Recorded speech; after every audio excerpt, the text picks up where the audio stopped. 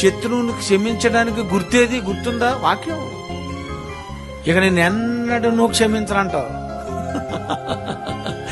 దేవుడు అంటున్నాడు, ఇక ఎన్నడూ జ్ఞాపకం చేసుకోను. నువ్వేమంటావు? నేను ఎన్నడూ మరిచిపోను,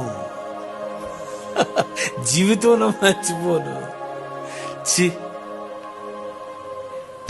అంటే నీకు బైబిల్ సరిగా అర్థం చేసుకోలేవు, బైబిల్ నీకు రాదు, బైబిల్ నువ్వు పాటించవు, దేవుడు చెప్పిన మాట వినవు.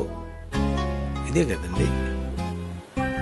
నువ్వు అలా చేయటం లేదంటే, నీ శత్రువును ప్రేమించలేదంటే అర్థం ఏంటి?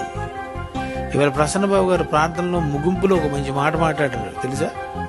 మార్నింగ్ ప్రార్థనలో, ముగింపు ప్రార్థనలో ముగింపు డైలాగ్, ఒకవేళ మేము ఎవరైనా పొరపాట్లు చేస్తే, వాళ్ళు మా ఏళ్ళు కానీ ఒకవేళ పొరపాటు చేస్తే ఇంకా వాళ్ళని మేము క్షమిస్తున్నాం. మమ్మల్ని శత్రులుగా భావించే వారందరినీ తండ్రి మేము క్షమిస్తున్నాం.